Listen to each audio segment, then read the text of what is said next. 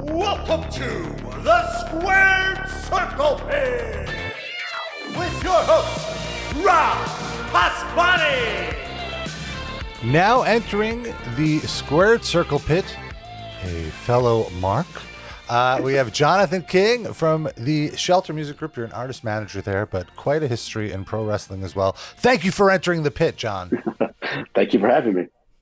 Yeah, I saw you at WrestleMania week. We kept running into each other, mostly at the Ukrainian Culture Center for the GCW weekend. And we kept seeing each other progressively more and more tired as the weekend went on. I remember. Yeah, I think it was at 7 or 8 shows that couple of days. Yeah, it was some better than others. Some going on till 4 a.m., some starting earlier in the morning. Yeah. Oh yeah. No, I would tap out at like 1. Like I wouldn't do those midnight shows. I couldn't do those. Because I was still even on East Coast time. True. So it was, and that was the most partying I had done in quite a while. So I was feeling it. Oh, dude, definitely. By that, Tuesday I needed another week off. So let's get into it. My favorite question to ask everyone when we get on the show is, what is your earliest wrestling memory? Shit. It would just be, huddling up with my brothers, watching. It was usually Channel 9 out here in LA. It'd be like WWF Superstars, that kind of stuff. That's really my earliest. Is just, it would always be me and my brothers sitting there watching whatever pro wrestling was on, whether it be WWF, WCW. Shit, out here we even got USWA and ECW. So we were oh, nice. So we were able to just sit around and watch that. So that's great. Since as early as I can remember, I've been watching this stuff. So who were your favorite wrestlers as a kid? Was it just Hulk Hogan or? I mean, I was an Ultimate Warrior kid. Okay, very nice. My brother was a Hulk Hogan guy, so that was a family rivalry. Was yeah, it was, yeah. Good for me, not for him. No, I mean, I loved him. I loved Jake the Snake Roberts just because he had a snake, and that was the coolest shit ever. But I also always gravitated towards the shit talkers, like, I mean, Bobby Heenan and anyone he was associated with, because it was funny to me. I didn't get too riled up like you would the kids. Yeah, those were my favorites growing up. Do you remember attending a wrestling event live as a kid? Did you ever attend something live? Yeah, I didn't. My first one was probably when my first WWF event was probably right early in high school. They used to come to the Anaheim Pond in Anaheim. That was like back when it was Austin versus Owen Hart were main eventing, and LOD versus the Godwins. And nice. So like 96-ish, 96, 97. 97. Yeah. Yes, sir. I've nice. Yeah. Been to a few WWE weddings out here. It's been kind of nice. Oh yeah? Whose weddings have you been at? I mean, I was at the Raw where Triple H and Stephanie got married. I was at the oh, I see. The Kane, Edge, and Lita one. Oh yeah, wrestling weddings. Oh, okay. Oh, nice. So you would go all the time. Oh fuck yeah, dude. I am a Mark through and through. I love that. Yeah, so you were just obsessed. You never, like some people when they hit a certain age, they're like, all right, I'm done with wrestling, and then maybe get back into it. I powered through it. Exactly. Yeah, I was always a fan. There's always a thing that brought me back together, like with my brothers and shit like that. No matter what, we always had that to talk about. Yeah, that's in a way it was like that with me and my dad. Kind of, he didn't really watch, but I would keep him up to date on what's going on. And then, how did you get into metal, rock and metal? How did that enter your life? It's just been a lifelong thing. I started actually on like the street team side, just being a huge fan of metal. But like, so what was your gateway band? Misfits, Metallica. Okay. Metallica's obsession with the Misfits, kind of that tied together, got me all in about 5th, 6th grade. Mm-hmm. So right around Black Album, Metallica. And was your brother into it as well, or this is something just? This is just something me. So how did you find it? Sheep. I mean, honestly, it was MTV. It was when they actually used to play music videos. Headbangers Ball was still on, shit like that. That was my gateway to a lot of stuff. And then being in LA, we had like KNAC, where we had pirate radio. So those I mean, those played metal all the time. Yeah. I really, when I would visit LA, I was always so impressed with the terrestrial radio culture. Just there's so many stations. There's, I guess, many more people in the car, so there's more demand for it. I was even like KLOS now plays more metal than they used to. Yeah, and I feel like even KROQ, like still they would play like really cool alternative and punk and like stuff that our K Rock here in New York would never touch. They wouldn't do Yes. like they would play Sublime, but they wouldn't really dive into like Bad Religion, for example. They wouldn't go that far, which those is are like still staples out here. yeah, of course. So that's cool. And then so eventually you were so into music and I'm assuming wrestling that you started to get involved. Like you mentioned, you started doing street teaming and stuff. And so tell me a little bit about that. Like, what was your breakthrough moment there? I mean, I was just always there. I would just always be at shows. Made friends with this guy, Eric Nielsen, who ran loudside.com and a company called Total Assault. They handled all the street marketing for, at the time, fucking every big new metal band there was. I haven't heard those names in so long. Loudside was like my favorite website. Former editor-in-chief. Right here. My God. Oh, my God. Loudside was such an influence on me. Before I did Metal Injection, the precursor was this site I started called alternapunk.com, and it was totally a ripoff of Loudside. That was like absolute influence. So that's so cool that you work there. And so Total Assault, of course. Yeah, that was so I started there. At the time, I mean, the internet really wasn't a thing. Like I said, Loudside was still very early. That we were lucky to be the only one covering that genre, so we kind of got the hits. But yeah, we were a street marketing company at first, street teams. Over time, I was there for about 5 years. And over time, we were the first or one of the first, digital marketing companies that labels were outsourcing to. So Warner Brothers, Interscope, shit like that were hiring us to do everyone from The Used, Disturbed, My Chemical Romance back then, Story of the Year, Clutch, Glassjaw, shit like that. Yeah, that was kind of how I got started in music on the marketing side. So funny because like street teams are such a thing of the past now, but they were so vital back then because you really didn't have social media to prop up all the stuff. So you really had to get feet on the ground at these concerts to let music fans know, hey, this other band you like is coming back or something like that. You would walk out of a show with literally a swag bag full of free shit. CDs, cassettes, stickers, just telling you what to listen to next. Now, like the art of the free compilation is really got, like, I remember loving those and really discovering a lot of bands through just getting a free comp and putting it on. And it'd usually be like 3 or 4 like signed bands and then 10 unsigned bands that likely paid to get on the compilation that paid for the printing of the whole thing. That's how we did it with the Loudside sampler. Of course, I mean that was the way to do it. Summer That's of how you got it. 2001, yeah. That's the business model. It's so funny, but like sometimes some of those bands were pretty good, and you would end up being like really into them. That was awesome. I mean, you would pay whatever it is to be on a comp with Pantera. You can't. Yeah, they have 200,000 CDs handed out at Ozfest. You can't pay for that now. Yeah, that kind of marketing doesn't even exist. Yeah, because first of all, who's going to take a CD? Most cars don't. My car, I don't think even has a CD player. Yeah, I don't even have. I have one old computer now that I think about it that has a CD player. So, and like a Spotify playlist, it's just not the same. Like it doesn't have the same cachet, I feel. No, and the metrics are all shitty now too on those. I can go in on that if I wanted to. Well, that's the other thing too. Like you never had metrics before. You didn't have metrics for how many people are listening to those comps. Like you gave away 200,000 of them. 100,000 could have been thrown out. You don't know, or 199,000 could have been thrown out. Or or the other way.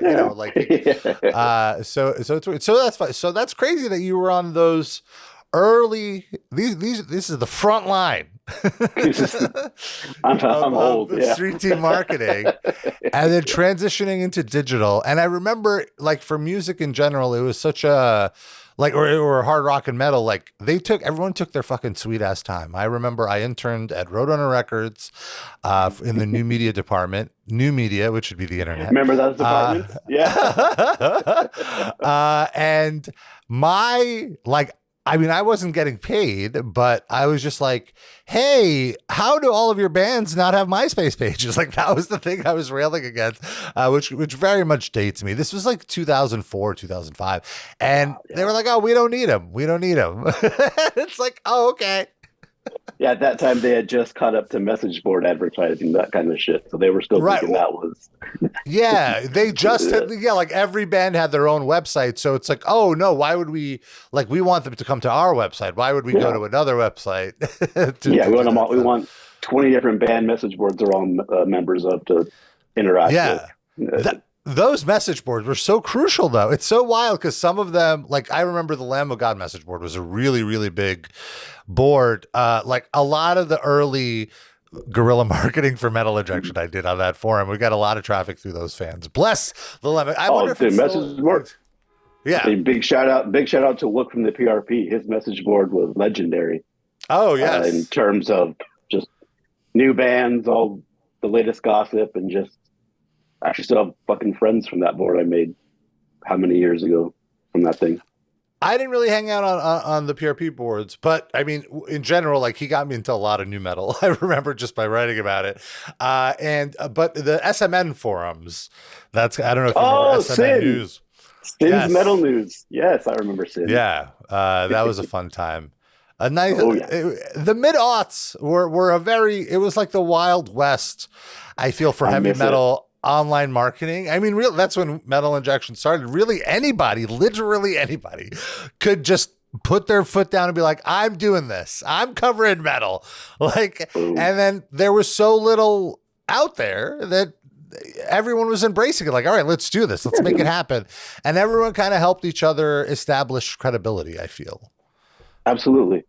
No, it was taking the word of mouth street teams that were dying and just, okay, well, this person doesn't want to be a street teamer. They want to be an online reporter. All right, I'll just feed them all the info I can, and they'll spread it digitally. Yeah, I guess Metal Injection was a glorified street team, if you think about it. If you put it in that context, sure. But no, that was part of one of our early things was because again, when we started, the street teams were a thing. So we would do digital PR because regular PR wasn't covering websites because they didn't think they were important. Right, so which is another. It's so funny because I think even Metal Injection had a street team very early on because we were like, "Hey, come to the internet. Stop saying, hey, you're at this festival. Come watch it online." Yeah, exactly. That's actually how I got my internship. Is I was flyering after a show, and someone from Roadrunner saw him. It was actually a publicist at Roadrunner, the great Amy Sharetto, bless her soul. Awesome. She saw it. She was like, "Hey, I want you to work some of my bands." I was like, "Sure." Oh, by the way, give me a job. And she's like, "You're probably overqualified. I'll take the internship." That's literally how I started. Is as, "Hey, you're at every show. Why don't you just come work for us?" Yeah. And I have to say, with the marketing, I very much took ideas from pro wrestling and applied it to marketing in heavy metal. Like, for example, getting a rub, like using a bigger band to get a smaller band over, like stuff like that. It was very much, and also reading about backstage politics in pro wrestling was better than any college business class I could ever take in terms of how to deal with people and who you have to be nice to and who you shouldn't cross, and, like that kind of stuff, like how to behave backstage and how important it is to like what people are willing to do to work with you, Absolutely. And especially the reporting on that stuff, like that in the early mid 2000s was wild. It was a bit more wild than it is now. Oh my God. Yeah. People didn't have like the media training and they would do very stupid things. It's true. And things that they would get in trouble for now. So you're getting into working in music, but you're always still watching wrestling. Have you ever thought, like, were you trying to pursue getting some wrestling gigs as well? Not necessarily, I'm assuming, being a wrestler, but working behind the No, scenes. no, no. I mean, there was always some like honestly for a while I was like, well, how could I ever do that? Why? I mean, I know music, whatever. But I mean, later on, I just like fuck it. There's a local promotion here in LA. They're on TV. They do good stuff. They're awesome. I reached out, and in like 2015, I was brought on to help with their marketing stuff, which eventually led to me being a producer over at Championship Wrestling from Hollywood from 2015 to about 2020. So then I actually did get to live on Mark's dream and actually help produce pro wrestling TV. That's cool. And it was studio wrestling. It was like very old school. Studio wrestling, which is what I love.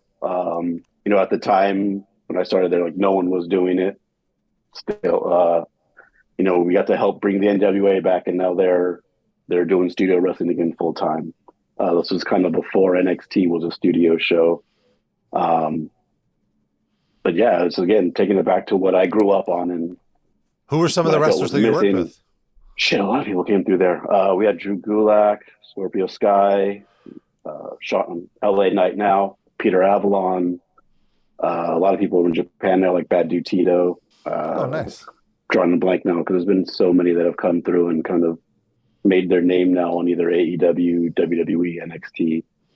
Like people like Zoe Stark, she was there at the tail end of my time at Championship Wrestling from Hollywood, who's now starting to make her name over on Raw.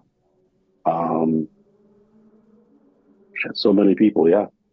So it was more like a proving ground type of promotion where people are trying to get their name out there, and like everyone's hungry, everyone's trying to make it work. Absolutely. We'd bring in some people, and Colt Cabana was a regular. Adam Pearce was there a lot. I mean, he left right when I was coming in. We would have our big events with.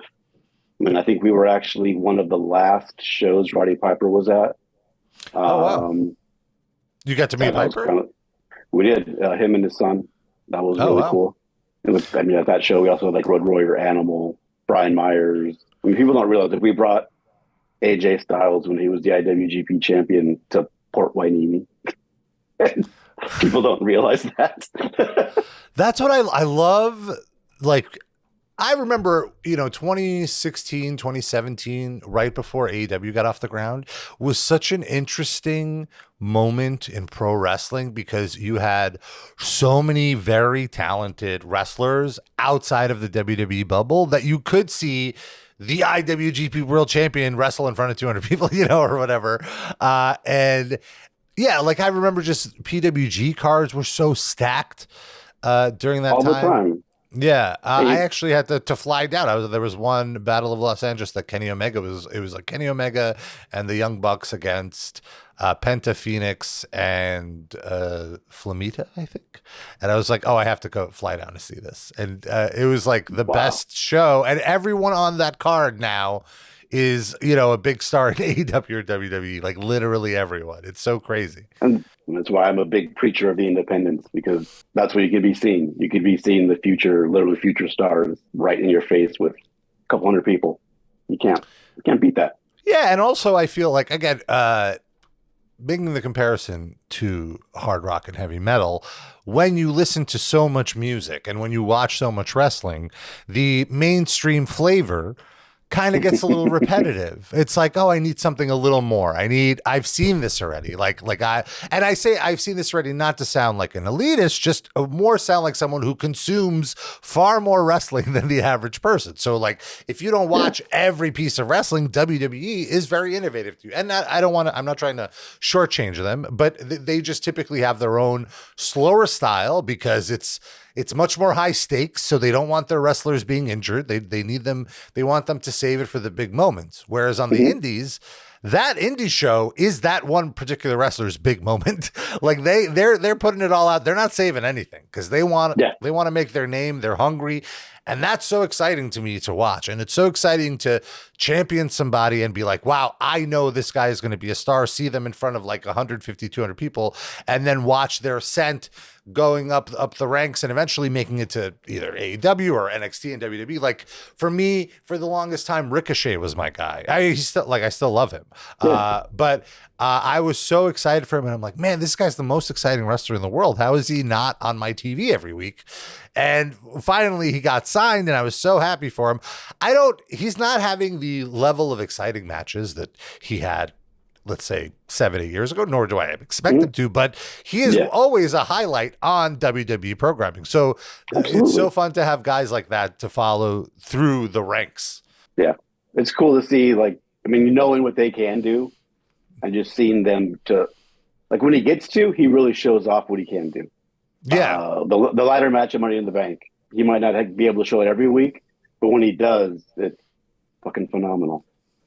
And it's, again, making those long-lasting impressions that you remember, everyone remembers. Yeah, and I feel like in a way it gets newer fans into indie wrestling because they're like, wow, this Ricochet guy is great.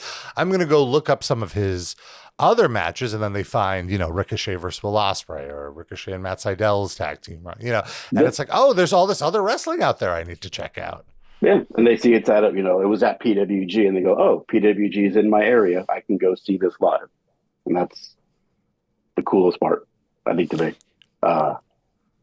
Is the fact that now that these independent stars are bigger now, I guess, from the past 5 years, it's shining a light on, like the GCWs, PWGs, places like that. Where it's like, no, you should be paying attention. GCW is arguably like the third biggest or fourth biggest promotion in the country right now, like somewhere in there. I would agree with that.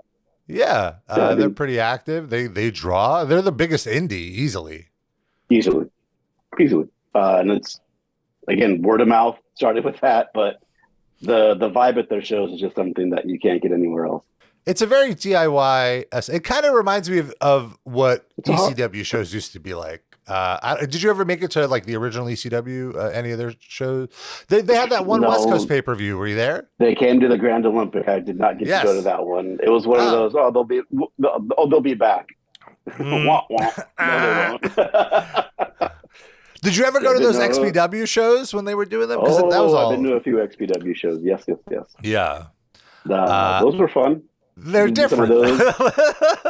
Let's say they're different. I did some of those. Like UPW was around. Like those were UPW, shows. Yeah. UPW is crazy. That's another one of those promotions where it's just like Samoa Joe, John Cena, like all these guys. Like I think Christopher Daniels. I mean, Christopher Daniels is everywhere. So the person who brought me in it, who head producer, owner, head dude in charge, Dave Marquez, he used to do the New Japan Santa Monica dojo, which when you look back at the class, roster they had at that time, Samoa Joe, Shinsuke, Daniel Bryan, CM Punk was there, TJP, like Murderers Row. Romero, yeah, it was pretty. And these shows were drawing 75 people. Like, what the fuck? Yeah. So like I was on the East Coast version. Like I would go to Ring of Honor shows. Same thing. It's like every person is now like a legend. And those shows had like 200. Those shows were starving ECW fans that are still like, we need something. Like give us a, like that was the vibe. It was everybody that used to go to the ECW. I never made it to the original ECW arena. I did go to the Elks Lodge in Queens. So I did go to, and I was at the last 2 official pay-per-views for ECW at Hammerstein. So that was really cool. Oh, wow. But yeah, it was a vibe. Like it was a metal show vibe, which I loved about it. That's what I get about the GCW shows out here at the Ukrainian Center. Like they feel like you're going to a hardcore show. Yeah, absolutely. And like, I mean, the clientele is the crossover. You see the shirts, you see who's coming to the shows. And much like, I feel like as we're saying the comparisons, it's kind of like a wrestling shows almost like putting together a concert bill. You have the headliner, the legend, the main draw. And then as you get further down the bill, it's like bands that would appeal to that audience's fans, but are trying to build up, and you want to build up the ranks of the show poster and get up and get more over with the crowd to get the better placement on the show, get a longer set, etc., get the better guarantees. So it's very much, I feel like the parallels, it's all entertainment, right? At the end of the day, getting to, being lucky to work on the creative side of wrestling. Like I got to see music and wrestling, the parallels are all there. Especially like a pro wrestler, like as an indie, you are an independent band. You're on social media marketing your appearances, which are essentially your shows. You're selling merch. you're trying to grow your social numbers up. You're doing everything a band's doing. Yeah, exactly. You are a one-man band. Yeah, you literally are. Yeah. Everyone is Heath Slater out there. Yeah. So that's why it's cool like that. Now I'm starting to see some wrestlers, advertise their appearances like literal tour ad map. Like, I'll be on this date, this date, this date, this date. Like, why did it take you guys so long to figure that out? That's interesting. So that's one thing wrestling could take from music. What do you think bands can take from wrestling marketing to incorporate into their marketing? What's something that can convert that nobody's doing? Or is this something you need to save? This is a trade secret. Trade secret. It's funny because I always say pro wrestling's 5 years behind everything. So I don't know if there's anything. Well, then that would make music. That would make music 10 years behind. I think music is even slower to adapt. Like WWE was on TikTok right away. They were on Tout. Tout. Yes. God bless Zack Ryder for getting them. But I feel like you always got to drag, because they're just about the music, man. It's there's that kind of moment. It's kind of like, I guess in a way you got to put yourself over if you're in a band now, because there's a million other ones, and you gotta stick yourself out somehow. Because again, we're in short attention span theater now, and if you don't put new music out every month, it seems like. It's what have you done for me lately?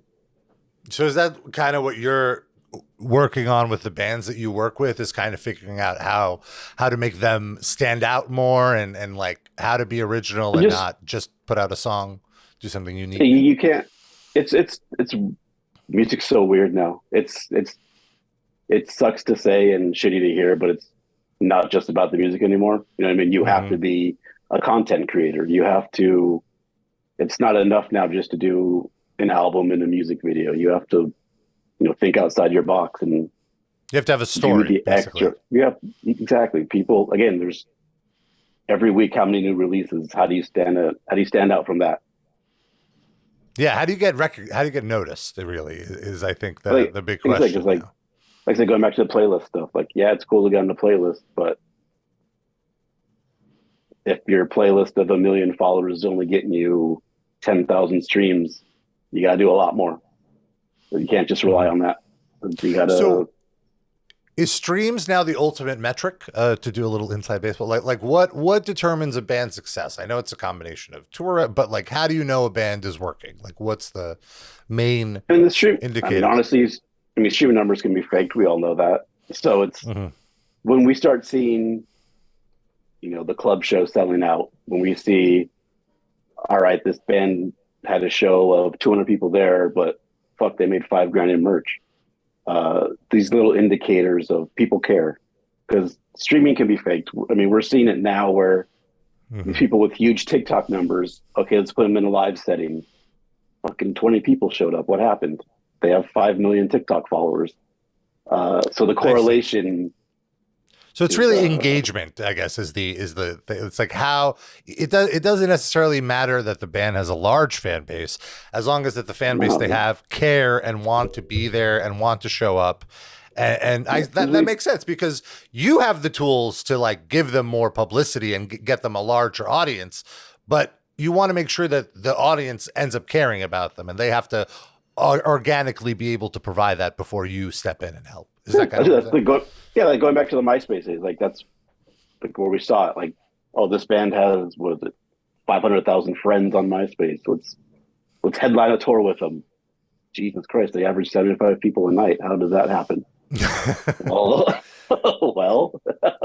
yeah. And then band eventually fades away after a year or two, and that's just you can't put too much stock in shit like, oh, they have 2 million followers. That's what people are kind of starting to figure out. Hopefully. Agreed. well, the better business people. Yeah, hopefully. So, I mean, you're a busy guy. What's your wrestling diet on a weekly basis? Like how much wrestling do you watch? A ton. I mean, I'll get Raw, SmackDown. I'll usually get 2 of the 3 AEW shows in. I mean, I'll try to stay up on GCW if it's on. So you're watching fight streams as well here. You're going above and beyond. I am a Fight Plus subscriber. Yes, I support everyone. Yeah, I know how hard it is to make a buck in the goddamn wrestling industry. That's true. You don't want to be a hypocrite here. You got to support the entertainment industry. It's another form. Yeah, I hear you. Yeah. I'm like I've given up on Raw. I need more hours of my day, like, because I consume so much wrestling. I pretty much watch. I definitely watch Dynamite live. I'll watch SmackDown if I'm home. I'll watch it live, but whatever. I'm definitely watching it, and Collision for sure. Collision's been good. Yeah, it's been really good. It's I like that it's a slower pace. It reminds me a lot of like old school Southern kind of pacing. They're only focusing on a few guys. It's not all over the place. So it's been fun. Yeah. And all the wrestlers they have on there is good. I think they found the right formula on that show. They just need to bring it over to Dynamite. They need to be a little more focused on Dynamite. It feels like Dynamite, they just throw everything up against the wall. They have too many people they want to feature. So it's a lot. Dynamite is definitely not as fun as I feel it was like a year ago, maybe. It's more hit and miss, I should say. There's some episodes that I'm like, wow, this one was a banger, but sometimes it's just like, oh, a lot of these storylines are a little much. And I just think they're not as good. And I don't mean this to be an asshole. I'm just saying, like, they don't have the 40 years of production experience that WWE has shooting these backstage segments, or the timing to do these kind of more grandiose story things. So it always kind of gets fucked up for me. It's like, oh, I see what you're trying to do. You should have just simplified it. Like, that's always my take. Yep. But I love, like, AEW is the one I'm rooting for. I realize, like, we need 2 national wrestling companies. Yes. And I love WWE. I'm not saying I don't enjoy it. I really enjoy it. It's been very good lately. It's been the best version of WWE that it's been in 20 years, maybe. Like, they really figured it out. So wrestling in general right now, it's a great time to be a fan. Absolutely. Yeah, I mean, absolutely root for AEW. More places for people to make a living being professional wrestlers, the better. I don't know why. Again, the online stuff of WWE versus AEW, it shouldn't even be there, because when we should all be, like you said, rooting for more wrestling on television. And if they're not actually head to head on TV, they're not competition. AEW's competition is what's on television on Wednesday nights, Friday nights, and Saturday nights. WWE's is Mondays and Fridays.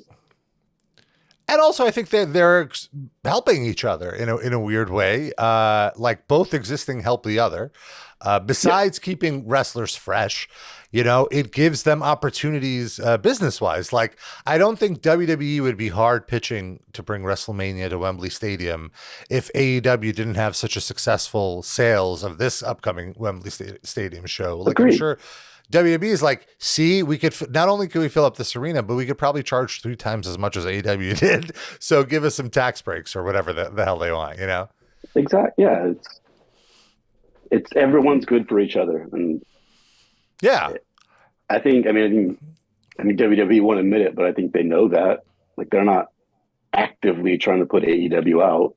So that's why when you hear Tony Khan, I don't think they're actively doing it, but I do think they're trying to make their lives difficult for sure. Oh, they do that to everyone. Yeah. Yeah. I mean, they don't have to do that. They don't have to book their pay-per-views the same weekend as AEW pay-per-views, but they choose to. They don't have to go to Chicago the same week they know AEW will be in Chicago, but they choose to. It's fine. I agree with you. It's like market. It's business. Yeah, it's business. It is a hot market. Everyone will do fine. But they are, and also, they pull their things. I'm sure you've heard this story that like if an arena is hosting an AEW show a month or two after a WWE show, WWE has in their contracts that the venue is not allowed to advertise the AEW show until after the WWE show, because God forbid a WWE fan hears another wrestling company is in town and buys tickets while at the WWE show. Yeah. It's like it's like a radius clause, but just for an overall genre as opposed to a band-specific one that we're so used to. Right? Can you imagine that? Like Guns N' Roses is playing Madison Square Garden, and the Garden is not allowed to promote any other rock band until their show is over. Until then. Yeah, like no one else could get away with that, I don't think. Maybe like a sports league. I'm thinking like me, but like what competition? What's an analogous here? Yeah, the NFL is not going to ban XFL or shit like that. Yeah. They don't run concurrently. There's no competitive leagues running concurrently other than this. Yeah. Old school business still. Do you watch? Do you watch any New Japan? Are you excited at all for the G1? Yeah, I'm still very excited for the G1.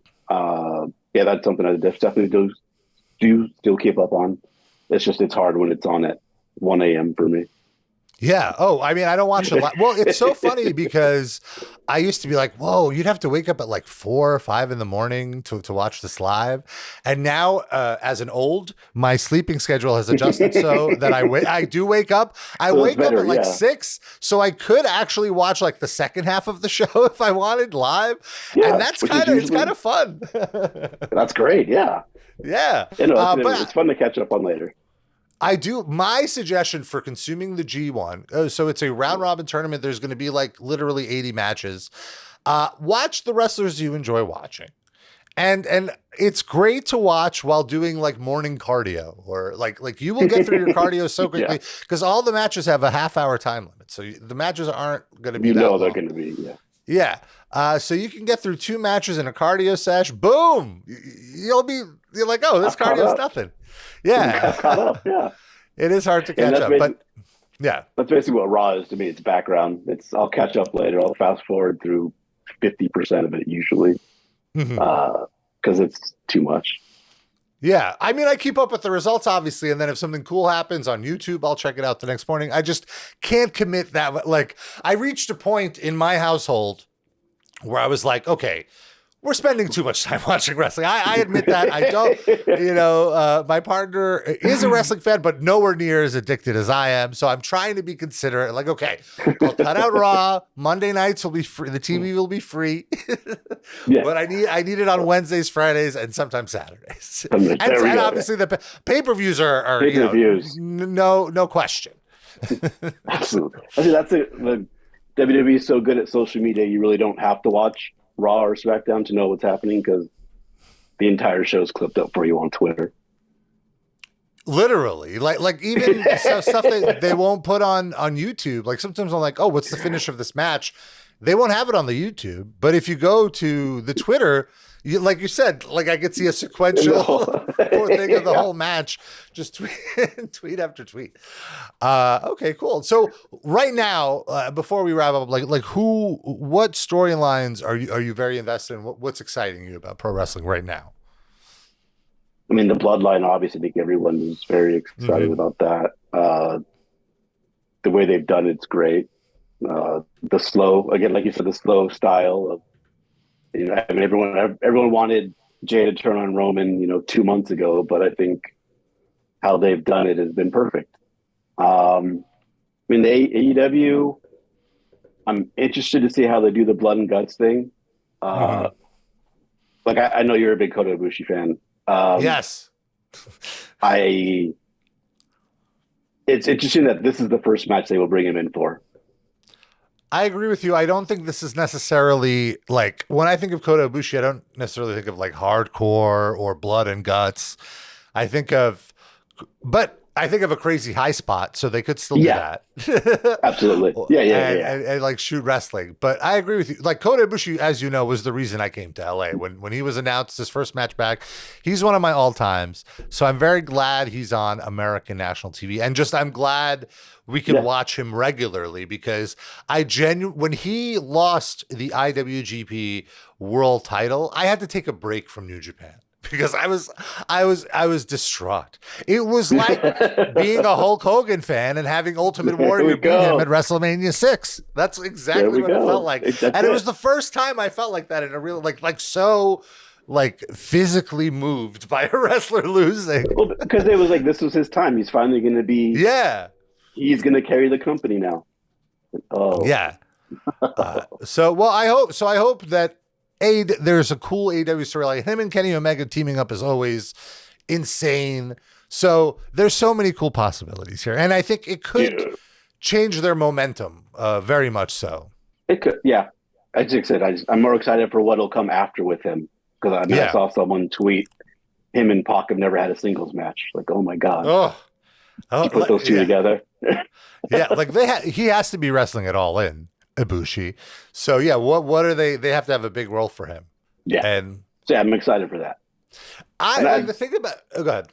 Because I'm excited for that. I'm excited for how Takeshita comes out of this because I think he's the next Ibushi. He's the next, big foreign baby face. I mean, it's a heel now, but that's just setting up for a bigger baby face run. Yeah, they have to have a match too, for sure.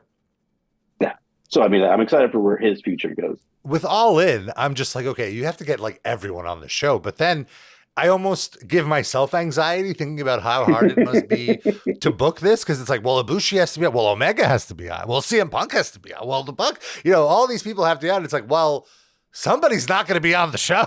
Yeah, someone's going to be bummed. Yeah. And they have a pay-per-view next week. So they have to save some matches for that. Like you can't just have 3 battle royals to fit everyone in the show. You never know. But do you ever find yourself like being like a backstage booker or whatever, and then thinking like, oh wait, this isn't my job. I'm just gonna I need to just sit back and enjoy. I pull my hair out with AEW. Like just how all over the place they get sometimes, and one guy's there for 2 weeks and then he's gone for a month and you don't know why. And they're not injured or anything. Yeah. Like no, they're just gone. Or what bothers me is when there's like a big story on a pay-per-view and big pop, whatever. And then 3 weeks, 4 weeks go by, no mention of it. and then they bring it up as if it just happened. Well, that's the Keith Lee Swerve stuff. Like they've been, how long has it been now? They broke up and teased having a match and I don't think they're any closer. I think they've moved on already. There's a rumor that Warner Brothers wants them to do a pay-per-view every month. And I think if they do that, that might be better. They might actually be able to get through storylines. It'll force them to, yeah. Yeah, they don't have to like hold off on these things. So sure, as long as it's not $50. I want it. Get it on HBO Max. Do the whole thing where every AEW show's on there. I'll be all about it. I'll be watching every one. Yeah, I'm not sure why that hasn't happened yet. Seems like a no-brainer. Especially with the new W and the Warner Brothers deal. Yeah. Well, it's been an absolute pleasure talking to you, John. Thank you for having me. Are there any Shelter Music Group plugs you want to get through? What band should the Squared Circle Pit listener be listening to or going to see? Let's see. Well, we have 2 big tours coming up this summer, fall. We have Dance Gavin Dance going out with Sim, Rain City Drive, and Within Destruction. So those are all Shelter artists. That's August, September, and a week of October.